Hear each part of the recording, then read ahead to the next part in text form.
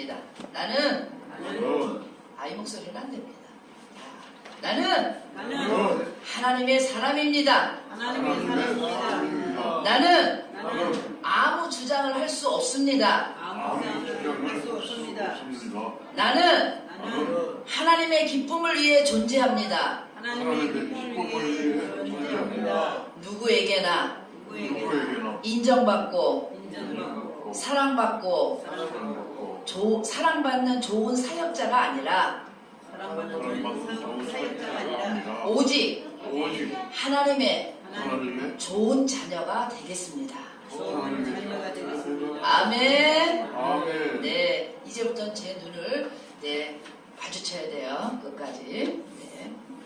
여러분을 혹 잊어버리거나 길을 잃어도 여러분을 사랑하는 하나님은 결코 여러분을 놓지 않습니다.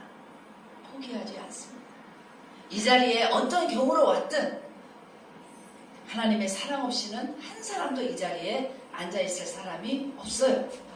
그래서 사랑하는 우리 로뎀 가족 여러분, 지치고 상하고 또 자존심으로 똘똘 뭉친 겁대기를 다 후를 벗어던지기를 주님의 이름으로 축복합니다. 지금의 모습 그대로 하나님이 저와 여러분을 사랑합니다. 그래서요, 성경을 보기 위해 성경을 보지 마시고 나를 보기 위해, 자신을 보기 위해 성경을 보시기를 바랍니다. 설교를 듣기 위해서 설교 듣지 마시고요, 자신을 보기 위해서 설교를 들으시기를 바랍니다. 천하의 바보가 여기 있어요. 나이 많으신 어르신들도 안 걸린다는 보이스피싱을 당했고요. 바보스러울 만치 사람을 잘 믿어서 배신도 당하고 사기도 당하고, 그래서 세상이 이렇구나, 사람이 이렇구나, 세상 남들이 다 겪는 흔한 여정을 겪는 거는 좀 씁쓸하지요. 그런데 제 안에 눈물로 아래는 기류가 있어요. 하나님의 사랑이신 사람을 담는 제 마음의 그릇이 작아질 대로 작아졌다는 거예요. 그리고 예전에는 어떤 일이 있어도 그 애인 슬픔 때문에 주님의 십자가를 생각하면서 오직 하늘의 은혜로 살아왔는데 이제는 안 당해야지, 똑똑해야지, 그렇게 고집으로 점점 하나님이 주신 은혜가 희석되어 가는 것을 생각할 때마다 마음이 아픕니다. 여러분, 세상에서 잘 살기를 바라십니까? 포기하세요. 진심으로 예수님의 이름으로 축복합니다. 포기하세요. 세상은 영원히 저와 여러분이 원하는 것을 주지 않습니다. 세상이 주는 신락 같은 희망 속에 포기하고 피우고 그렇게 걷다 보면 결국은 이것이 아니구나 라는 허탈감만 남게 됩니다. 방향을 바꿔야지. 그래서 저와 여러분이 그리스도인이 되어야 합니다. 하나님의 사람이 되어야 합니다. 하나님이 주시는 만나로 만족하고 아름다운 여러분에게 허락하신 일을 최선을 다해서 하고 하늘의 은혜로 채워지는 삶이야말로 축복받은 사람의 삶인 줄로 믿습니다. 여러분, 그리스도인이 되는 것을 추조하지 마십시오. 하나님께 맡기십시오. 초라하고 쓸데없는 인생이 누군가의 생명을 살리고 예수 그리스도의 영광이 여러분의 인생에 임할 것입니다. 감히 생각지도 못했던 행복이 무엇인지를 알게 될 겁니다. 할렐루야. 아멘. 그것만이 세상을 이기고 잘 사는 방법인 줄로 믿습니다. 본문의 내용은 우리가 잘 아는 내용이고요. 또 많이 들어본 설교입니다.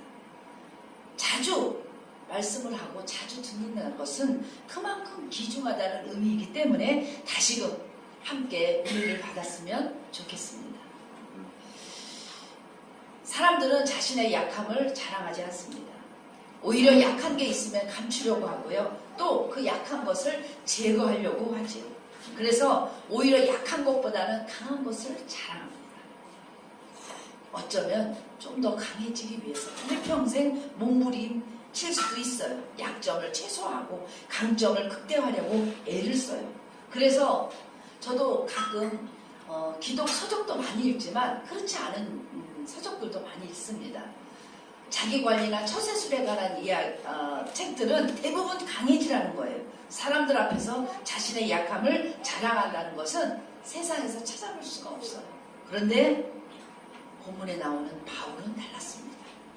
우리가 아는 것처럼 바울은 능력의 종이지요. 그가 이룬 업적은 아무도 넘볼 수가 없을 만큼 매우 두드러진 업적들입니다. 그런데 본문에서 바울은 자신의 약함을 자랑하고 있어요. 오늘 이 본문은 고린도후서 전체의 핵심을 말하고 있는데요. 고린도후서 1장부터 14절까지 일관된 주제가 흐르고 있어요. 그것이 뭐냐? 사도 바울은 자신의 약함을 자랑한다는 거예요. 바울이 쓴 서신서가 있습니다. 그 서신서 안에 보면 바울이 어떤 사람인지를 알 수 있죠. 바울은 이렇게 고백을 해요. 죄인 중에 내가 괴수라. 또 만삭되지 못하여 난 자라. 또 모든 성도 중에 지극히 작은 자보다 더 작은 자라고 고백하고 있습니다. 바울은 자신의 약점을 있는 그대로 소개하고 있습니다. 심지어는 자신이 사도라 칭함을 받기에는 자격이 전혀 없는 사람이다 라고 자신을 밝히고 있어요. 그런데 바울이 오늘 본문에처럼 자랑할 것이 내게는 한 가지 있는데 그것이 약함이라는 거예요. 그리고 자신의 약함 외에는 어떤 것도 자랑하지 않겠다고 바울은 이야기하고 있습니다. 당시 바울이 전도했던 이 고린도 지역의 문화는 힘의 문화입니다. 힘을 숭배합니다. 힘을 숭배하는 도시의 한가운데 살았던 이 바울이 세상의 논리와는 전혀 다른 약함을 토로하고 있어요. 요즘 세상도 마찬가지입니다. 어디든지 힘이 있어야 사람들에게 인정받고 힘이 있어야 모든 사람들이 다 그렇구나 라고 우러러보죠. 그런데 우리도 바울처럼 바울이 그 모든 것 아마 지금 현세로 얘기하면 모든 것을 다 갖춘 그런 사람일지라도 약함을 자랑하는 것처럼 우리에게도 약함이 있는 줄로 믿습니다. 그 약함을 자랑하시는 저와 여러분 되었으면 좋겠습니다. 바울은 하루아침에 이 진리를 깨닫는 게 아니에요. 자신의 약함을 자랑하고 자신의 약함 속에 하나님의 능력이 머물러 있어서 약한 그때에 강하다는 진리를 그냥 깨달은 게 아니에요. 사도 바울은 굉장한 고통 속에서 씨름하며 하나님께 절규했습니다. 마치 예수님이 죽음 앞에서 겟세마네 동산에서 땀이 핏방울이 되도록 그렇게 간절한 기도와 흡사합니다. 바울이 고통 속에 몸부림치면서 이 진리를 발견했습니다. 그렇게 깨달은 진리를 바울은 오늘 본문을 통해서 우리와 나누고 싶어 합니다. 여러분, 머리로 들어서는 안 돼요. 성경을 아무리 읽어도 기도를 아무리 해도 내가 신앙의 연수를 자랑하지 말고 온 몸과 영혼이 이 바울이 하나님이 바울을 통해서 깨달은 이 진리를 나의 것으로 받아들이면 저와 여러분의 삶 속에 거대한 역사가 일어날 줄로 믿습니다. 아멘. 인생을 완전히 바꾸어 놓는 엄청난 역사가 일어날 것입니다. 아멘. 그런 은혜가 저와 여러분에게 있기를 바랍니다. 교회는 많이 다녔죠? 설교도 아마 많이 들었을 거예요. 그러나 그것이 내 속에서 꿈틀거리는 생명력으로 잉태되지 않으면 아무 소용이 없어요. 여러분, 강하다고 자랑하는 것들은 언젠가는 무너집니다. 하나님의 백성이라면 하나님께서 쓰시고자 한다면 하나님께서 반드시 그것을 무너뜨리세요. 그것이 얼마나 하찮은 것인지를 깨닫게 하세요. 잘 아는 모세가 있습니다. 성경에 모세가 나오는데요. 모세는 공주의 아들이라 칭함을 받으며 최고를 누리며 모든 것을 가지고 있었을 때, 자신이 뭔가 할 수 있었을 때, 자신의 인생에 전성기가 왔다고 생각했을 때, 자신의 힘을 자랑할 때 혈기로 사람을 죽였습니다. 이로 인해서 모세는 역사의 뒤로 사라집니다. 그리고 그 자신의 강함 때문에 하나님의 훈련 속에 미디안 광야에서 40년간을 보내지요. 베드로를 보세요. 12제자 중에 한 사람인 이 베드로가 예수님 앞에서 절대 저는 그럴 리가 없습니다 라고 장담하지만 그는 연약한 소녀 앞에서 3번씩이나 예수를 모른다고 부인하지 않습니까? 인간은 자랑할 것이 없어요. 한순간에 무너집니다. 얼마나 약한 존재인지를 하루하루 일어나는 문제와 사건 속에서 수없이 깨닫습니다. 여러분, 강하다고 생각하지 마세요. 오히려 약함을 자랑하는 여러분 되기를 바랍니다. 바울은 자신의 몸을 찌르는 가시 때문에 한없이 낮아졌어요. 육체의 가시가 상당한 고통이 있었을 거예요. 그래서 결정적인 순간마다 한없이 낮아지게 했어요. 그리고 이 고통이 사라지기를 바울은 하나님께 기도했어요. 근데 하나님이 오히려 그 고통 속에서 내 은혜가 내게 족하다라고 얘기하고 있죠. 여러분, 여러분이 가지고 있는 연약함을 제거해달라고 기도할 수는 있지만 하나님 편에서는 연약함을 제거하지 않는 것이 답이 될 수도 있어요. 약한 그때의 강함이라. 이것이 무슨 의미냐면 첫째, 약할 때에 하나님을 강하게 의지하게 된다는 거예요. 여러분, 우리에게 자랑할 것이 조금만 있으면 하나님을 의지하지 않아요. 내게 뭔가 조금 있으면 절대 하나님을 의지하지 않습니다. 여러분 앞에 서 있는 저도요, 정말 막막한 한계 상황이 다가와야 그때서야 하나님 앞에 순복하고 나가요. 조금 잘 될만 하고 조금 숨통이 뜨이면 하나님 앞에 정말 절절한 기도가 나오지 않습니다. 그것이 우리의 한계입니다. 그래서 하나님을 온전히 의지하려면 우리 안에 있는 힘을 다 빼야 됩니다. 자신의 무력함을 인정해야 합니다. 그래서 그 정도가 돼야 조금 이제 배부르거나 형편이 나아져도 기도하게 됩니다. 여러분의 삶이, 저와 여러분의 삶이 어렵고 약하고 지치고 삶에 문제가 많습니까? 또는 굉장히 어려운 시기를 보내고 계세요? 인간적으로 보기에는 힘든 시기가 오히려 영적으로는 좋은, 하나님의 좋은 꼴을 먹는 시기인 줄로 믿습니다. 아멘. 세상적으로 편하고 좋은 것을 구하지 마세요. 오히려 어렵고 힘들 때 더 아무도 세상이 줄 수도 알 수도 없는 하나님의 놀라운 은혜를 맛보시기를 주님의 이름으로 축복합니다.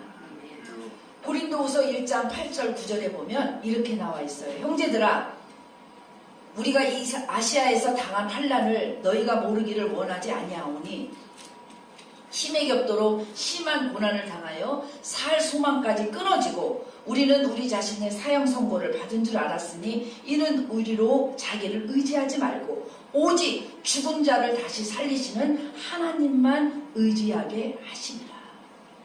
아멘. 이게 무슨 뜻이냐면요, 자신이 당한 이 극심한 환난 때문에 오히려 하나님만 의지하게 하시려는 하나님의 뜻을 바울은 깨달았어요. 혹여 우리 사랑하는 로델 가족 중에 어려운 시기를 보내고 계십니까? 영적으로 하나님이 이제 여러분의 영혼을 만지시고 위로해 주시고 하나님의 기적 같은 은혜가 임하게 될 줄로 믿습니다. 아멘. 그래서 부탁을 드립니다. 그냥 보내시면 안 돼요. 이 고통을 낭비하면 절대 안 돼요. 그 고통 속에서 하나님이 주신 인생의 보화를 캐내시기를 축복합니다. 친구가 많을 때보다 외로울 때, 건강할 때보다 병들었을 때, 성공했을 때보다 실패했을 때, 사람들로부터 비난받을 때, 배고플 때, 배신당할 때가 가장 좋은 때입니다. 모든 것이 의지할 것이 다 없어지면 오직 하늘밖에는 볼 게 없어요. 사실 그렇지 않습니까? 형제, 친구, 가족, 그렇지 않습니다. 정말 어려울 때는 돌아서는 것도 형제고 돌아서는 것도 가장 가까운 사람이. 그렇기 때문에 우리는 만약 여러분들이 무언가 문제가 있다면 그 문제를 통해서 하나님의 나를 향하신 절절한 그 사랑을 깨닫는 은혜가 있기를 바랍니다. 여러분은 무엇을 의지하고 있습니까? 사람을 의지하지 않고, 돈을 의지하지 않고, 세상의 명예를 의지하지 않고, 세상의 자랑거리를 의지하지 않고 오직 주님만을 바랄 때 하늘의 능력이 임한 줄로 믿습니다. 바울이 더 이상 아무것도 붙들지 않았어요. 다 내려놓았어요. 죽음의 고비도 넘기고 모든 핍박과 환난을 넘긴 그 바울이 이제서 자신의 연약함을 하나님 앞에 의탁하며 자랑했습니다. 여러분, 저와 여러분도 일평생 하나님 외에는 의지하지 않고 약함만 자랑하시기를 예수 그리스도 이름으로 축복합니다. 축복합니다. 일평생 하나님 나 좀 살려주세요. 하나님 이 사업 잘 되게 해주세요. 하나님 내게 건강을 주세요. 하나님 이 일만 잘 해결되게 해주세요 라고 기도하지 마세요. 하나님이 모를 리가 없습니다. 여러분의 형편과 처지를 모를 리가 없어요.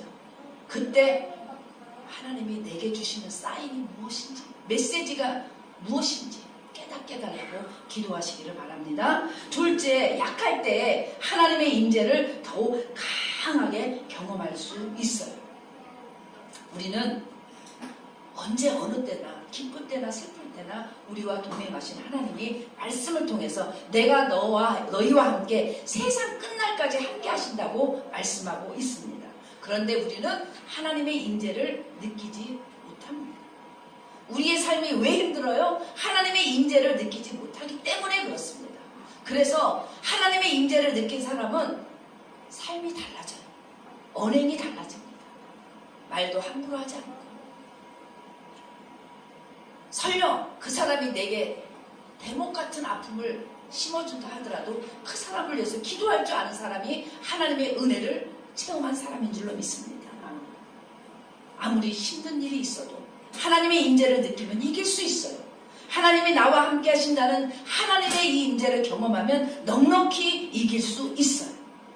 그래서 마태복음 28장에 보면 예수님께서 승천하시기 전에 제자들에게 내가 너희와 함께 끝날까지, 세상 끝날까지 함께 하시는 이 말씀을 한다고 약속을 하셨는데, 이거는 뭐냐?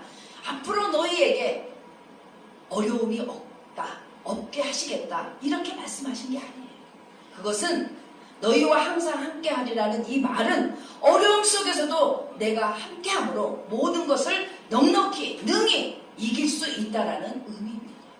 여러분, 살면서 문제가 없기를 기도하지 마세요. 우리는 우리의 연약함을 너무 잘 알아요. 아니, 간사할 정도로 이기적인 걸 너무 잘 압니다. 문제가 있으면 그 문제 때문에 우리는 자신을 내려놓기도 하고 자신을 포기하기도 하고, 또 가만히 보세요. 아픔 당한 사람이 아픔을 볼 줄 알아요. 사랑을 받은 자가 사랑을 할 줄 알아요. 그런데 정말 기고만장해서 본인의 힘으로 다 할 것 같다는 사람은 절대 다른 사람의 아픔을 이해하지 못합니다. 다른 사람의 삶을 전혀 이해하지 못해요. 우리는 사는 날 동안 때로는 힘들 수 있어요. 약할 수 있고 고통이 옵니다. 그런 속에서도 항상 나에게 은혜를 허락하시고 평안을 허락하시고 그런 속에서도 감사라고 하시고 하나님의 임재를 느끼시기를 주님의 이름으로 축복합니다. 아멘. 주님께서 나와 함께 하시는 것을 깊이 경험하며 사는 동안은 우리의 삶이 연약해지지 않아요. 아무리 어려워도 그걸 능히 이길 수 있어요. 환경에 굴하지 않아요. 왜냐? 하나님이 내 삶을 인도하고 계시니까. 사람의 수가 하나님의 능력을 나타내는 것이 아닙니다. 단 한 사람이라도 하나님의 능력을 믿고 자신의 약함을 자랑하며 하나님 앞에 나아갈 때 하나님의 역사가 비로소 시작되는 줄로 믿습니다. 누가 자신의 약함을 자랑할 수 있겠습니까? 하나님의 능력을 확고하게 믿는 사람이 자신의 약함을 자랑할 수 있습니다. 바울이 하나님의 능력에 대한 확신이 있었기 때문에 기꺼이 자신의 능력을 포기하는 것처럼 하나님의 능력이 얼마나 엄청난 것인 것을 아는 사람은 자신의 연약함을 자랑할 수 있습니다. 여러분, 지금부터는 내가 이렇게 잘 되고 내가 이런 거를 자랑하지 마시고요. 내가 지금은 좀 어려우니 기도해 주십시오. 내가 이렇게 너무너무 잘 돼서 교만하지 않게 기도해 주십시오. 내게 하나님이 이런 좋은 일을 맡기셨는데 이 일을 하나님의 능력으로 잘 감당할 수 있게 기도해 주십시오. 그런 은혜가 있기를 바랍니다. 말씀을 맺습니다. 고린도전서 1장 27절에 이런 말씀이 있어요. 그러나 하나님께서 세상에 미련한 것들을 택하사 지혜 있는 자들을 부끄럽게 하려 하시고 세상에 약한 것들을 택하사 강한 것들을 부끄럽게 하려 하시며 세상에 약한 것들을 택하셔서 강한 것들을 부끄럽게 하려 하신다고 기록되고 있습니다. 여러분 마음 푹 놓고 연약해지시길 바랍니다. 자신의 약함에 대해서 두려워하지 마세요. 자랑스럽게 약해지기 바랍니다. 여러분의 약함은 전혀 문제되지 않습니다. 여러분의 약함은 하나님의 나라의 능력을 드러내는 일의 필수 조건입니다. 그래서 더 약할수록 약함을 자랑하면서 하나님을 의지하는 저와 여러분 되었으면 좋겠습니다. 그래서 부탁드릴 말이 하나 더 있어요. 약한 것 때문에 울부짖으며 그 약한 것을 해결하려 하지 말고 약함을 인정하고 받아들이시기를 주님의 이름으로 축복합니다. 여러분의 삶에 하나님의 형용할 수 없는 위대한 능력이 임할 것입니다. 저를 보세요. 제가 살아온 삶이 간증입니다. 저는 어렸을 때부터 아팠고요. 제가 이렇게 멋있는 아멘을 안 하시네요. 아멘. 네, 이런 멋있는 모습으로 감히 저보다 정말 멋있는 여러분 앞에서 설교를 한다는 일, 또 제 이 아픈 다리를 가지고 전 세계를 돌면서 춤을 출 수 있다는 것, 감히 생각지도 않은 일이었습니다. 여러분의 삶이 하나님 손에 붙들리기를 주님의 이름으로 축복합니다. 여러분의 삶이 하나님께 붙들려서 감히 생각지도 못하는, 감히 기도하지도 않았던 하나님의 놀라운 일들이 여러분의 간증거리가 되기를 주님의 이름으로 축복합니다. 아멘. 기도하겠습니다.